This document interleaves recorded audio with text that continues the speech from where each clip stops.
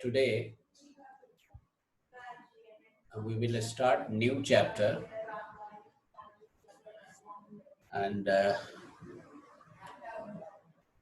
force and laws of motion. So try to understand.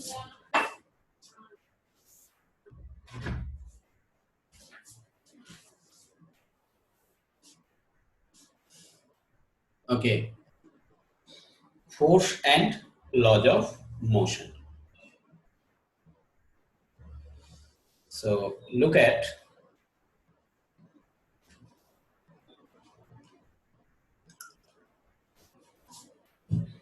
today we will give you the brief information about the brief historic information about Newton and laws associated with it with Newton's. So first of all, Uh, full name of Newton was Sir Isaac Newton, and he gave three laws of motion. Yes. So first of all, move on background of Newton's law of motion. Sir Isaac Newton was born on 1643 and departed from this earth in 1726. He was an English scientist and mathematician and famous for his discovery of law of gravity and also discovered the three laws of motion. So here we will discuss about three laws of motion.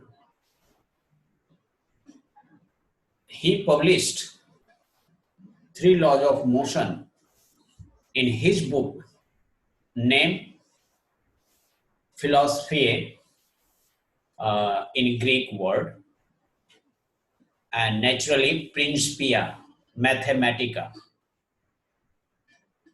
which in English language mean mathematic principle of natural philosophy. He published this book in 1687. Today, these three laws are known as Newton's laws of motion and describe the motion of all objects on the scale we experience in our daily lives. Newton's statement was this: if I have ever made any valuable discoveries, it has been owing more to patient attention than to any other talent. So research or discovery is always associated with the patience, more patience than talent.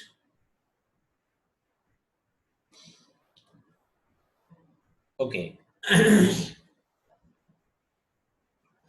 Next, now we start. You know that an object in motion tends to, this is the just brief introduction about Newton's law of motion. An object in motion tends to stay in motion, and an object at rest tends to stay at rest unless acted upon by an unbalanced force. Second point is that force is always quantitatively equals to the product of mass and acceleration and is mathematically given as F equal to ma. This is second law. And third one is that for every action there is an equal and opposite reaction. So try to understand. Now let us first understand first law of motion. So Newton's first law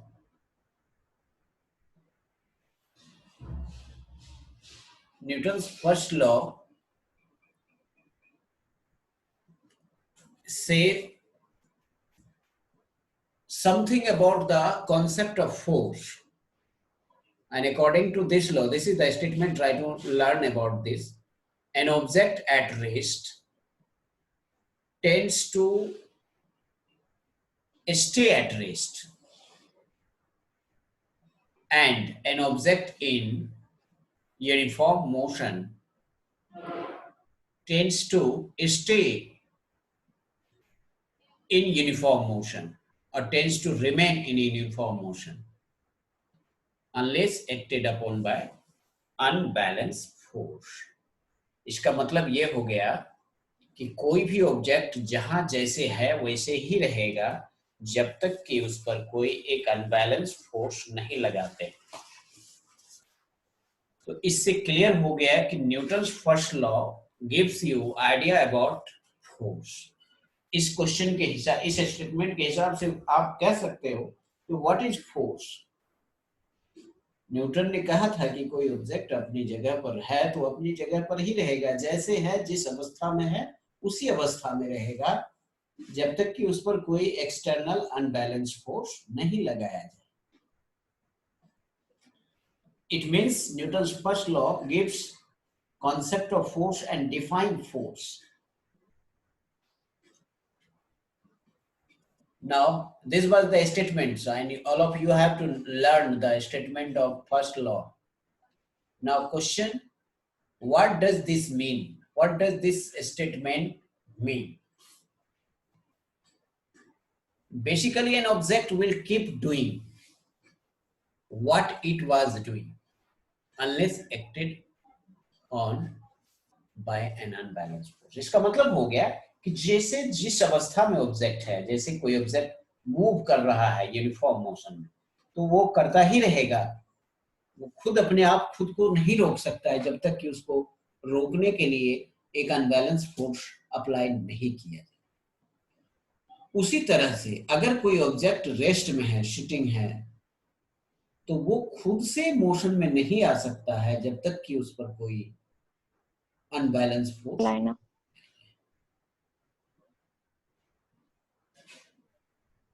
इसका मतलब हो गया कि किसी moving object को rest में लाना हो या रेस्ट में जो ऑब्जेक्ट है उसको मोशन में लाना हो, ये दोनों ही काम के लिए we need a concept of force. Force can change a state of rest or a state of motion.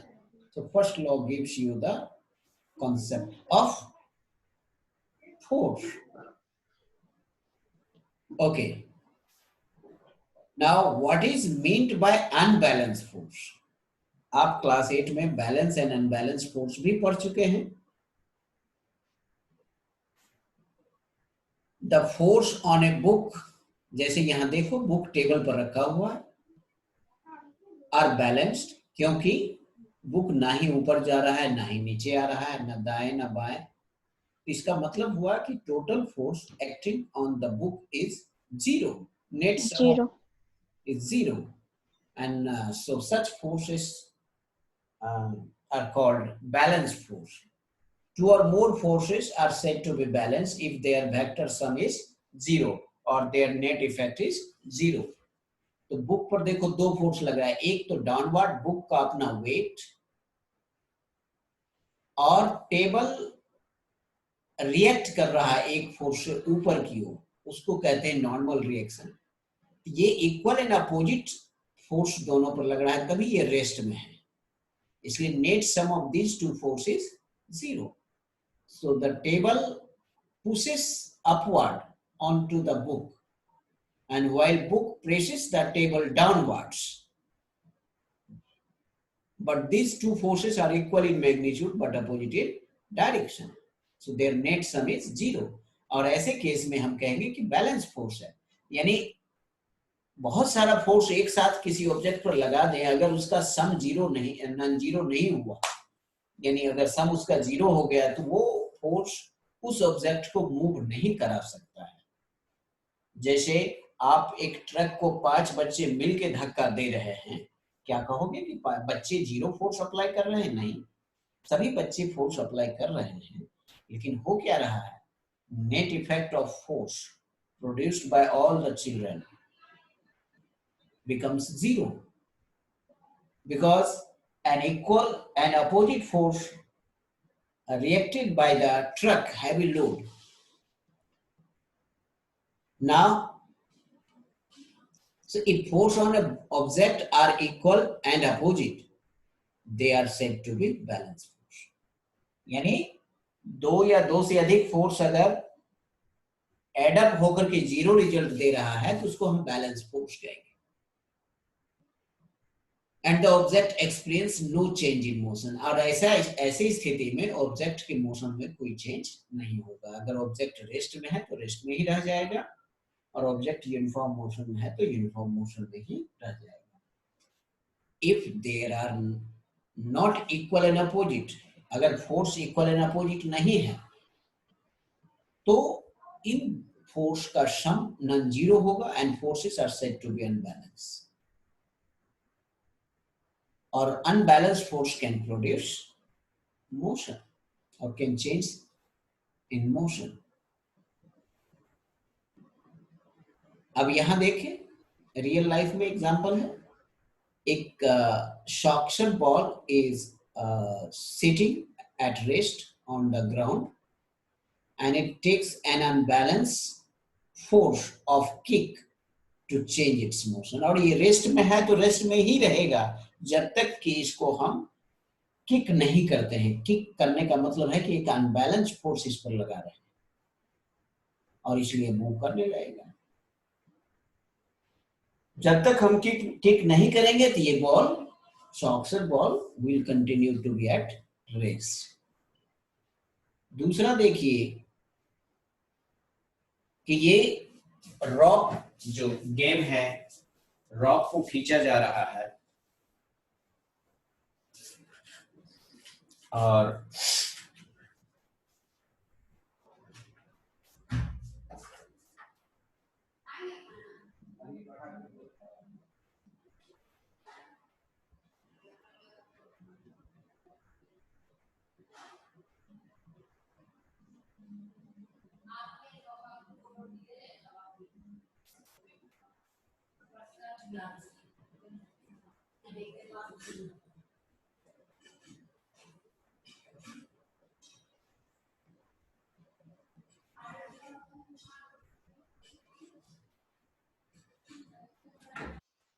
yes,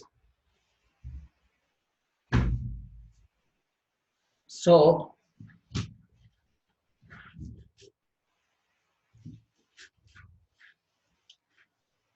two teams are playing tug of war. This is the name of game, and they are both exerting equal force on the rock in opposite directions. So this force applied by all the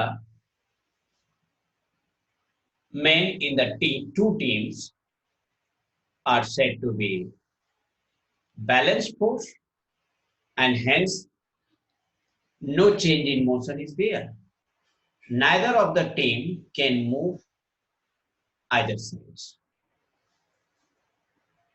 Now, Newton's first law से एक और concept हमें मिलता है जिसे हम अभी तक जो हमने पढ़ा है कि कोई ऑब्जेक्ट रेस्ट में है तो रेस्ट में ही रहेगा, अगर वो यूनिफॉर्म मोशन में है तो यूनिफॉर्म मोशन में ही रहेगा, और अगर उसके रेस्ट और मोशन में चेंज लाने के लिए हमें कोई ना कोई फोर्स अप्लाई करना पड़ेगा.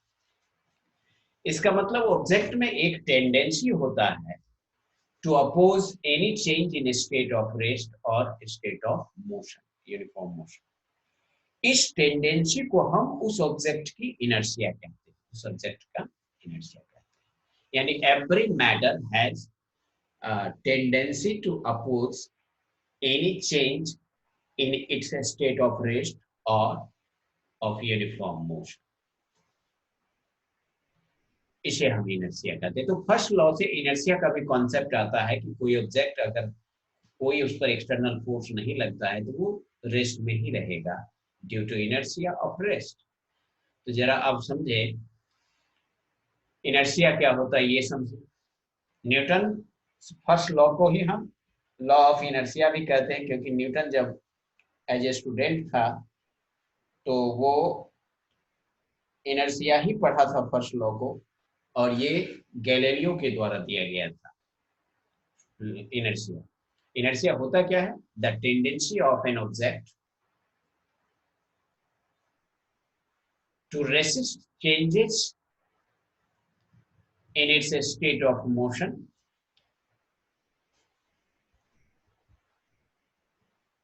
to resist changes in its state of motion or state of rest.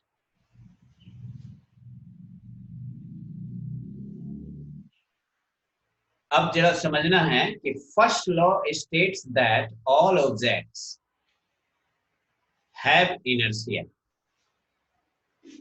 All objects have inertia. जिस किसी में मास होगा उसमें इनर्शिया होगा ही होगा। The more mass an object has, the more inertia it has, and the more inertia is there in an object, the more harder it is to change in its motion. इसका मतलब ये हो गया कि हर एक object में, हर matter में, everything in this universe, every matters in this universe will have tendency to oppose any change in its state of rest or of uniform motion. So every object has property of inertia. Now question is that inertia arises because of what? As every matter has mass in it, so inertia is on account of its mass. If mass becomes zero, then inertia becomes zero. And an object with zero mass, no force is required to change its state of rest or a state of motion. We know that no object can exist in this universe without mass. The first law states that all objects have inertia. So first law gives you the concept of inertia. The more is the mass an object has, the more inertia will be there in the object. And the more is the inertia there, the more force is required to change its state of rest or state of motion. इसका मतलब inertia ही तय करता है कि किसी object को motion में लाने के लिए कितना फोर्स हमें लगाना है। किसी ऑब्जेक्ट को मोशन में लाने के लिए हमें कितना फोर्स लगाना है। ओके, इसके बाद है more example for real life. More example from real life. Hello. Yes sir. हाँ यस सर। हाँ, जस्ट मैं अभी क्लास ले रहा हूँ, क्लास के बाद में बात करता हूँ, ठीक है? Yes sir. ओके, तो अब ये समझो, अब बैक वाला सारा टॉपिक समझ में आ गया था, इनर्शिया और रियल लाइफ से एग्जांपल में दे रहा था। अब जरा देखिए कुछ और एग्जांपल लिया जाए। A powerful locomotive begins to pull a long line of boxcar. एक ट्रेन होते हैं, ट्रेन में एक इंजन लगा होता है जिसे लोकोमोटिव इंजन कहते हैं, और वो कई सारे बॉगी को एक साथ खींच लेता है। अब that were sitting at rest, या बॉगी रेस्ट में है लेकिन वो इंजन उसको खींच लेता है। Since the boxcars are so massive, they have a great deal of inertia, and it takes large force to change their motion. अब उस सारे बॉगी को अगर कोई इंसान मिलकर के 10 इंसान मिलकर के खींचना चाहे तो खींच नहीं पाएगा। क्या वजह है? जबकि उसको इंजन खींच लेता है और इंसान नहीं खींचता। इसका मतलब ये हुआ कि bogies are so massive box cars are so massive, उसमें जितना ज्यादा मास है इसका मतलब उसमें उतना ही इनर्शिया है, मास बढ़ने से इनर्शिया बढ़ेगा, और इसलिए इनर्शिया जब बढ़ेगा तो to change the state of rest और state of motion more force is required, so man can not apply that much force alone, 1000 आदमी मिलकर के भी उसको खींच नहीं सकेगा, इसीलिए एक अकेले इंजन में इतना पावर होता है कि वो सबको एक साथ खींच सकता है, इसका मतलब हो गया।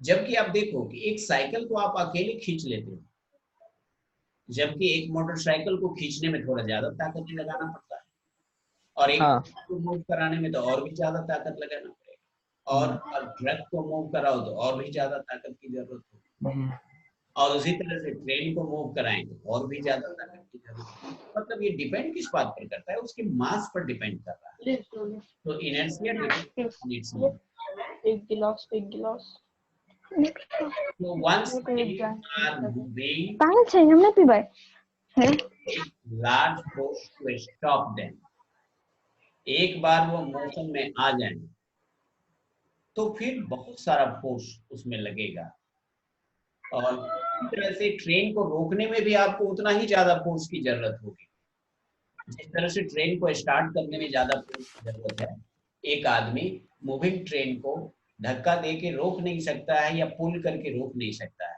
इसका मतलब हो गया कि moving train has more inertia of motion. तरफ देखो, on your way to school, जब आप स्कूल जा रहे होते हैं तो a bug flies into your windshield, आप जब स्कूल जा रहे होते हैं तो गाड़ी या बस में विंडशील्ड लगा होता है, एक फ्लाई उस विंडशील्ड से जाके टकरा जाता है, ऐसा होने से क्या हुआ, क्योंकि बग स्मॉल है, very small, and therefore it has little inertia and exert very small force on your cars or windshield, और इसलिए आपके बस की या कार की स्पीड पर कोई असर नहीं पड़ता है, लेकिन बग तो उस समय टकरा करके उसकी मोशन में तो असर पड़ जाता है, वो रुक जाता है या मर जाता है टकराने के बाद। तो कहने का मतलब ये हुआ, if object in motion tends to stay in motion, then why don't moving object keeps moving forever? अब ये क्वेश्चन है कि जब ऑब्जेक्ट में जो मूव कर रहा है वो मूव करते ही रहना चाहता है, तो फिर वो कंटिन्यू मूव ही क्यों नहीं करता है, रुकता क्यों है? जैसे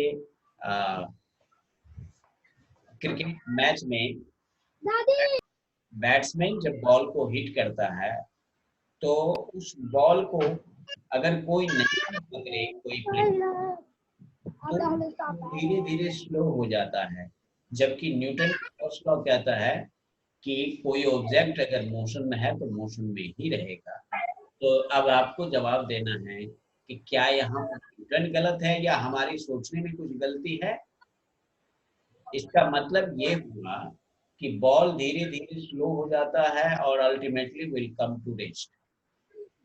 तो न्यूटन ने कहा था कि an object will continue to be moving if no unbalance external force applied on it.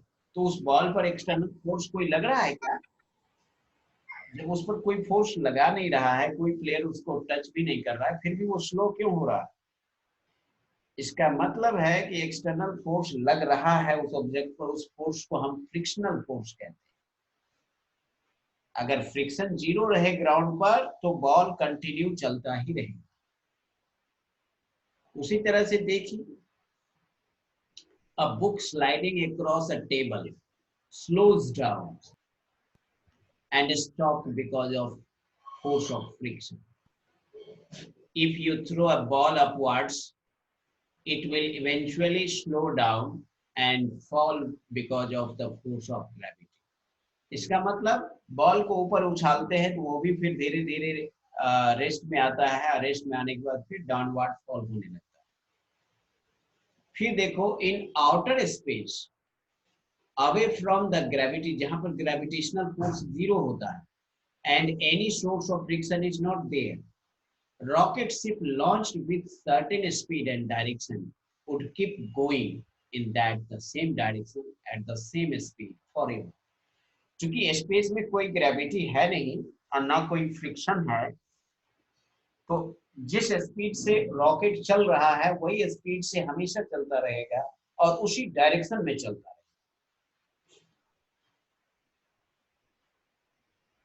अब आपका सेकेंड लॉ है, फर्स्ट लॉ को आप समझ चुके हो, तो अब जरा यहां तक हम डिस्कस किए हैं, तो फर्स्ट लॉ पर थोड़ा और ब्रीफ डिस्कशन हम देते हैं, जरा इसको और समझा जाए। ये देखिए Newton's law force and laws of motion को डिस्कस कर रहे थे। न्यूटन्स फर्स्ट लॉ क्या कहता है? An object remains in a state of rest or of uniform motion in a straight line unless compelled to change that state by applied force, जब तक कि उस पर कोई एक्सटर्नल फोर्स अप्लाई नहीं किया जाए। फर्स्ट लॉ से एक और कॉन्सेप्ट हमें मिलता है, वो है इनर्शिया का। तो इनर्शिया क्या होता है इसको समझना है। So here try to understand inertia is the natural tendency of an object to resist a change in its state of motion or of rest. The mass of object is the measure of its inertia. वो मैंने पहले ही बता दिया था कि more is the mass, more will be inertia there. अब जरा समझा जाए कि इनर्शिया कितनी तरह का होता है।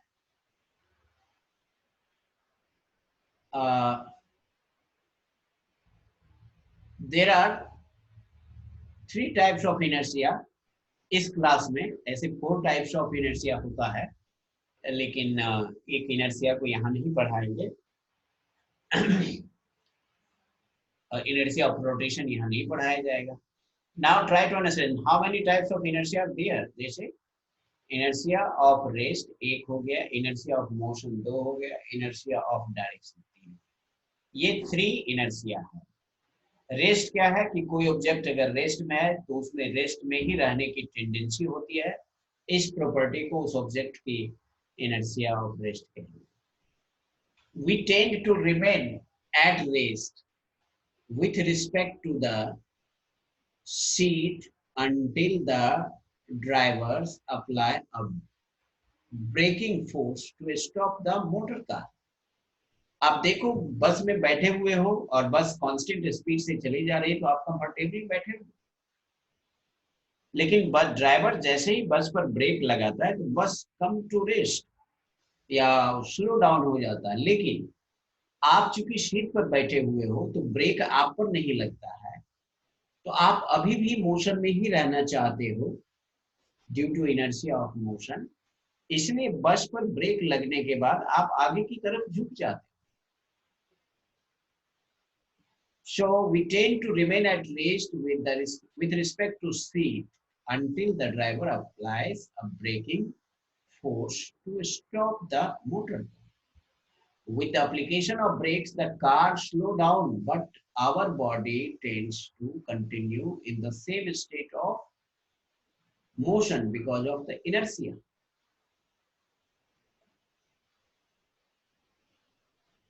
So this is called inertia of rest. Inertia of rest को कैसे define करेंगे? It is the tendency of an object to oppose any change in its state of rest. That means जो ऑब्जेक्ट रेस्ट में है तो rest में ही रहना चाहता है, वो उसका इनर्शिया ऑफ रेस्ट कहलाएगा। इसका मतलब है कि उसको अगर हम मोशन में लाना चाहते हैं तो हमें फोर्स अप्लाई करना पड़ेगा, अनबैलेंस फोर्स, तभी वो मोशन में आएगा, अन्यथा नहीं आएगा। तो ये tendency to remain at rest continuously is called inertia. अब इनर्शिया ऑफ मोशन क्या है कि an object has tendency, a moving object has tendency to move continuously in the same direction with the same speed and opposes any change in its uniform speed or uniform motion. This is called inertia of motion. Example में क्या है कि when we are standing on a bus and bus begins to move suddenly, now we tend to fall backwards. अब देखिए, जब बस में हम खड़े हैं तो इनर्शिया ऑफ रेस्ट के कारण हमारा बॉडी रेस्ट में है और बस अचानक स्टार्ट हो जाता है तो हम पीछे की ओर गिर जाते हैं। वजह क्या है कि बस स्टार्ट हो गया, हम तो स्टार्ट हुए नहीं, हम अभी भी रेस्ट में हैं due to inertia of rest. Force हम पर लगा नहीं, इसलिए हम अभी भी रेस्ट में रहना चाहते हैं, तो रेस्ट में है। लेकिन चूंकि बस मूव करने लगा है तो हमारा पांव जो है बस के कांटेक्ट में है, तो our feet comes into motion, but upper portion of our body still tends to remain at rest due to inertia. That's why we fall down backward. अब देखिए, लड़का कौन बजा दिया है? And when standing, ठीक है, ये मैंने बता दिया था. This is because the sudden starts of bus brings motion to the bus as well as to our feet in contact with the floor of the bus.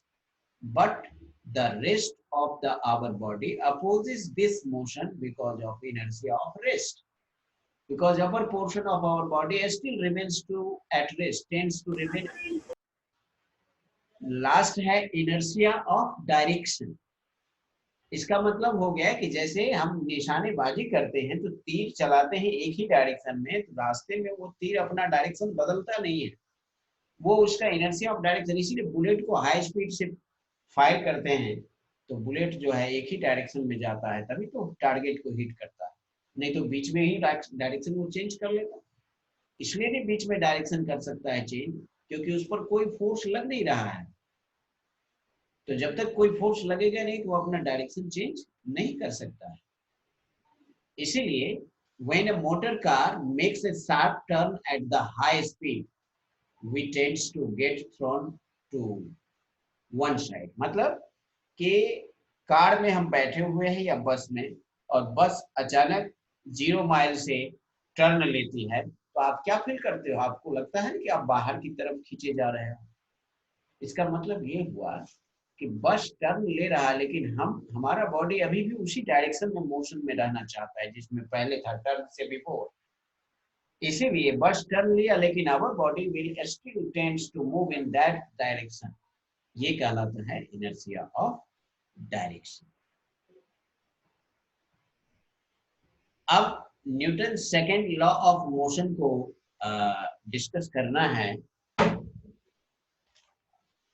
Newton's second law of motion, ये अब इसको next class में हम discuss करेंगे, ठीक है? इस पर तब तक डिस्कस करो। और देखो, ये मटेरियल हमने आप लोगों को दिया था, ये मटेरियल आपको ऑलरेडी भेजा जा चुका है, मतलब यूट्यूब पर भी उपलब्ध है, आप देख सकते हो इसको, ये यूट्यूब पर भी उपलब्ध है।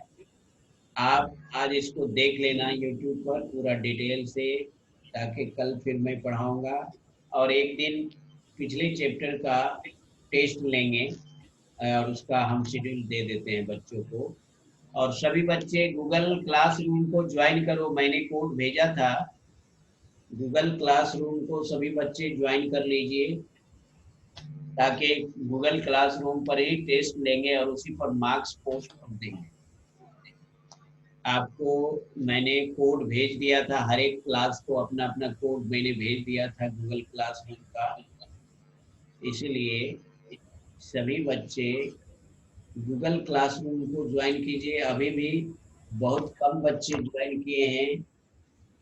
और सर फिर से भेज दीजिएगा, हम कर लेंगे। हाँ, मैं अभी फिर मैं बता देता हूँ कि गूगल क्लासरूम का क्या पोजीशन है, बच्चों ने कितना ज्वाइन किया है, ये मैं आपको समझा देता हूँ। यस सर, बता दीजिए। अभी आप ऑनलाइन ही रहो कनेक्टेड, क्योंकि अभी कोई दिक्कत नहीं है। और ऑल राइट, मैं देख लेता हूँ गूगल क्लासरूम का क्या पोजीशन है। बोलिए, पटना जाना है। हाँ जी, गूगल क्लासरूम मैं तुरंत खोल के बता देता हूँ। सभी क्लास के बच्चे, कितना बच्चा ज्वाइन किया है गूगल क्लासरूम, मैं देख लेता हूँ। ओके, और ये देखो गूगल क्लास,